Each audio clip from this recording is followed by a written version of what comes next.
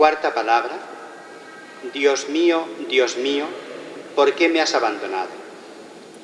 La Iglesia antigua forjó dos expresiones que afirman con nitidez que el Hijo de Dios se había hecho realmente hombre, participando de nuestra suerte desde el nacimiento hasta la muerte. María es la Madre de Dios y Dios realmente padeció. María Dei Genitris y Deus Passus. Jesús, este hombre concreto, es el Hijo de Dios. Jesús, como todo niño, se expresó al principio solamente con el lenguaje del llanto y la sonrisa. Trabajó también como hombre y se le encallecieron las manos. Pasó frío y calor. En el huerto de los olivos sintió tristeza, pavor y angustia. Ahora desde la cruz pregunta a Dios su Padre: ¿por qué me has abandonado? El grito de la humanidad doliente halla eco en el clamor de Jesús. Él dio cauce a las preguntas que podemos llevar en el corazón y salen desgarradamente de nuestros labios. Señor, ¿por qué esto? ¿Por qué ahora? ¿Por qué a mí? Un diagnóstico médico que nos deja aturdidos. Un accidente mortal. Una acción terrorista que injustamente ciega la vida de una persona y deja sumidos en un sufrimiento indecible a sus familiares. Un acontecimiento que nos pone a la intemperie, indefensos y desolados, como ante las cuerdas de la suma fragilidad. Una catástrofe que muestra el poder imponente de la naturaleza y al mismo tiempo descubre la debilidad humana. Una actuación de la maldad del hombre que desborda todo lo comprensible. La historia personal, familiar, social y humana padece pruebas incontables y suscita numerosas preguntas en el espíritu hondamente lastimado. Dios mío, ¿por qué me has abandonado? La pregunta lacerante, ¿dónde está tu Dios?, la que pone en relación el sufrimiento de los inocentes y la providencia, la bondad y la fidelidad de Dios, solo la experimenta el creyente. Por eso las preguntas más hirientes salen de sus labios, por ejemplo de Jeremías o de Job. Y Jesús clamó con voz potente: Dios mío, ¿por qué me has abandonado? El que no es creyente también sufre y grita, pero no siente el dolor de la fe desconcertada e incluso puede experimentar un gozo sarcástico por el dolor de los fieles ante el silencio de Dios y la ocultación de su presencia bienhechora. Jesús estaba verdaderamente solo. Así se expresa Martín Descalzo. Todos morimos solos, incluso cuando morimos rodeados de amor.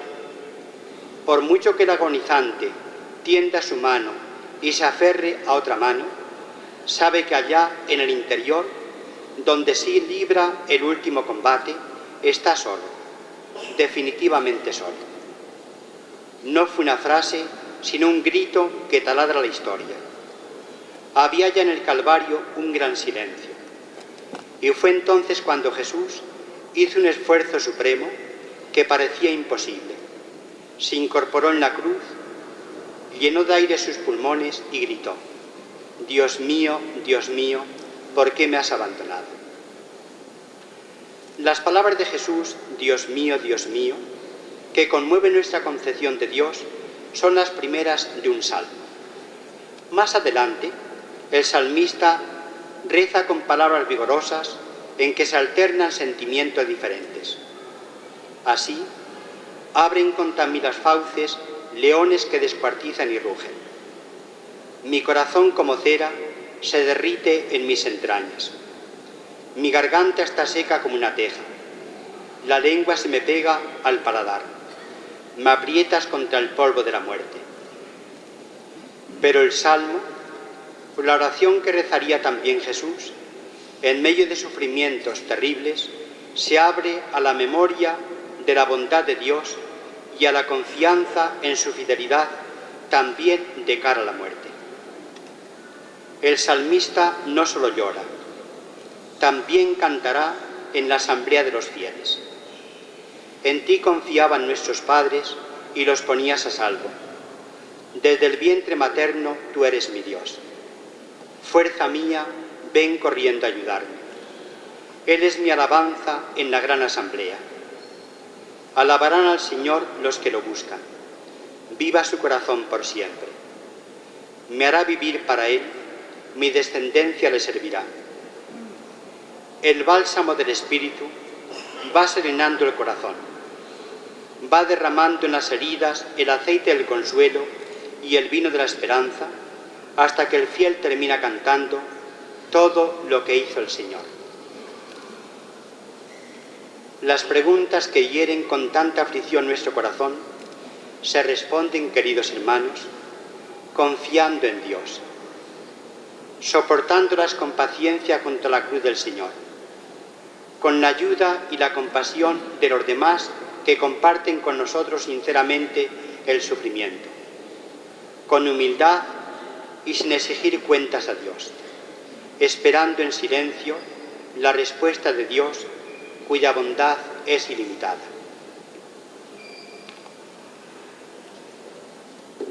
Quinta palabra, tengo sed. Tengo sed fue un grito impresionante de Jesús, sediento en su cuerpo y en su alma. El suplicio sangriento de la crucifixión le produjo una angustia terrible. La sed provoca una ansia insospechada en el ajusticiado, máxime cuando las fuerzas comienzan a flaquear. El aire parece que está ausente, las extremidades están exhaustas y la vista se nubla. Por si fuera poco, la respiración se hace cada vez más lenta y el reo no soporta la sequedad que tiene en su garganta y en sus labios. Los antiguos consideraron la crucifixión como la muerte más cruel de todas, mors crudelissima omnium, condena indigna de un ciudadano romano, reservada a sediciosos, a esclavos y a personas particularmente peligrosas. Aterra imaginarse el grito del Señor crucificado y sediento en la cruz. Comenta el Papa Benedicto XVI en el libro sobre Jesús de Nazaret, recientemente publicado.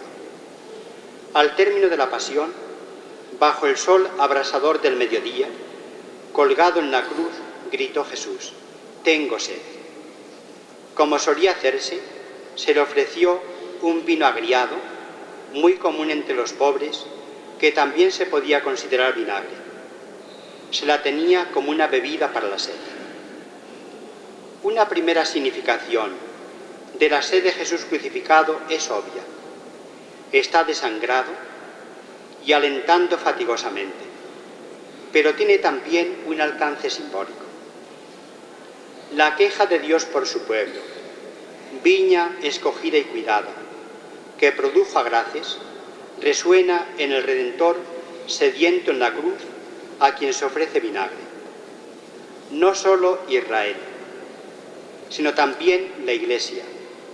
Nosotros experimentamos una y otra vez el amor solícito de Dios con vinagre. Respondemos agriamente al amor que Dios nos tiene. Tengo sed. Este grito de Jesús se dirige a cada uno de nosotros. Jesús, en otra ocasión, durante su vida apostólica, pidió agua junto a un pozo para calmar la sed comprensible a mediodía. Dame de beber. Jesús pide a la mujer de Samaria que le dé agua del pozo, pero al mismo tiempo le promete otra clase de agua que sorprende a la mujer, porque sacia la sed para siempre y brota hasta la vida eterna. Jesús promete el Espíritu que se convierte en fuente inagotable. Aquel que le pedía, comenta San Agustín, de beber, tenía sed en realidad de la fe de aquella mujer. ¿Qué sed padece Jesús en la cruz? Como es frecuente en Juan, la palabra tiene dos significados. Su garganta está seca como una teja, pero tiene otro tipo de sed. En su corazón desea ardientemente llevar a término la obra encomendada por el Padre, cumplir la Escritura en que se diseña el designio de Dios sobre el Mesías. La sed nos habla de otras insatisfacciones del hombre que unas veces hallan respuesta y otras veces quedan fallidas por beber en fuentes en realidad sin agua. Comenta Jeremías: un doble pecado ha cometido mi pueblo. Me han abandonado a mí, fuente de aguas vivas, y se han cavado cisternas agrietadas que no pueden contener el agua que buscan. No es verdad, queridos hermanos, que bebemos en ocasiones aguas contaminadas. No es verdad que buscamos a veces saciar la sed profunda del espíritu, bebiendo en fuentes que en lugar de dar frescura, vida y esperanza, producen resaca, amargura y sed aún mayor. ¿No estamos como tierra reseca y sin agua? Es clásica la descripción del castigo del sediento junto a la fuente que no alcanza a beber del agua fresca. La Madre Teresa de Calcuta, la monja menudita, encorvada y con el rostro surcado de arrugas, la que recordamos seguramente tantos todos, fue una llamada vibrante del amor de Dios a la humanidad doliente. Su cercanía a los más pobres de entre los pobres tocó el corazón del mundo. Pues bien, el tengo sed de Jesús en la cruz y el dame de beber que pidió a la samaritana se convirtieron en su lema. Teresa escuchó el clamor de Jesús en la cruz, que se dejaba oír en muchas personas tiradas en las calles. El centro Nirmal Iridai, centro del corazón inmaculado, surgido el año 1954, fue un refugio para moribundos, para que los que habían vivido como animales, así dijo, pudiesen morir como ángeles, sintiéndose amados y estimados. Cuando Juan Pablo II llegó en 1986 a ese lugar de Calcuta, donde se podía tocar a Cristo y donde en medio de tanto dolor se podía compartir su pasión, conmovido el Papa hizo este elogio. Es un lugar de esperanza, es un sitio que confiere dignidad a todo ser humano. La humanidad agradeció el servicio precioso a los pobres, otorgando a la Madre Teresa de Calcuta el Premio Nobel de la Paz, y la Iglesia con su beatificación ha reconocido en ella a una discípula fiel de Jesucristo sediento en la cruz. La Madre Teresa dejó escrita esta oración para que la rezaran diariamente sus hermanas, las misioneras de la caridad. Haznos dignos, Señor, de servir a nuestros semejantes de todo el mundo, que viven y mueren en medio de la pobreza y el hambre. Dales hoy, a través de nuestras manos, el pan de cada día, y junto con nuestro amor y comprensión, dales paz y alegría.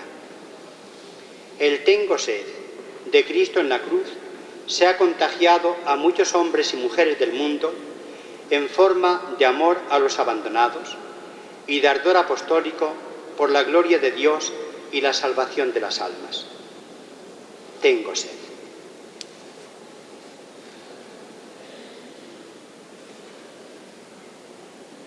Sexta palabra, todo está cumplido. En esta palabra de Jesús se percibe una resonancia de victoria, porque ha llevado a cabo el encargo recibido del Padre. Apoyándose en él, ha podido recorrer el camino desde Gesemaní en que con gritos y lágrimas pidió que le fuese ahorrado el trago amargo de la pasión hasta la cruz. La carta a los Hebreos escribe con aparente sorpresa para el lector que Jesús fue escuchado por Dios. ¿Cómo fue escuchado? Dios Padre, aunque no le evitó la muerte, lo arrancó definitivamente de su poder. Dios también nos escucha. La palabra de Jesús, todo está cumplido, significa que todo ha llegado a su término. Nosotros diríamos compasivamente que por fin dejó de padecer. Pero la significación es más honda. Aquí resuena lo que al introducir el lavatorio de los pies había escrito el evangelista. Jesús amó a los suyos hasta el extremo. Comenta el Papa. Este fin, este extremo cumplimiento del amor, se alcanza ahora, en el momento de la muerte. Él ha ido realmente hasta el final, hasta el límite y más allá del límite. Él ha realizado la totalidad del amor, se ha dado a sí mismo. Jesús, que al entrar en el mundo había dicho: «He aquí que vengo para hacer tu voluntad», ahora con satisfacción de haber obedecido hasta la muerte, vuelve al Padre. Ha cumplido la misión que el Padre le había confiado, que diariamente constituía su alimento, y que en la hora culminante ha consumado. La fidelidad paga con felicidad auténtica. Hay, queridos amigos, en la obra bien hecha, una satisfacción que más allá del tener y del poder, mejora el mismo ser y planifica las aspiraciones del hombre. Jesús ha vivido su historia insertándola en el dinamismo del amor de Dios y en la historia de la salvación que narra la Sagrada Escritura. Si investigamos las Sagradas Escrituras, nos dice el mismo Jesús, hallaremos en ellas el testimonio sobre él. La fe en Jesucristo es como la llave para abrir el libro de la palabra de Dios y para comprender la historia de Dios con la humanidad, la historia de Dios con cada uno de nosotros. La culminación de la obra cumplida por Jesús no es sólo el éxito de una personalidad extraordinaria que resistió todas las pruebas y torturas sin echarse atrás ni desdecirse de lo que había enseñado. Su consumación, la plenitud de su fidelidad rubricada por la muerte, nos incorpora a todos. Su obra opera la salvación de la humanidad. En la muerte de Jesús no solo admiramos su entereza inquebrantable, sino también agradecemos que su costado, traspasado por la lanza del soldado, se ha convertido en fuente de salvación. Ha subido al leño cargado con el pecado de todos, y podemos mirar al que traspasaron con gratitud y esperanza.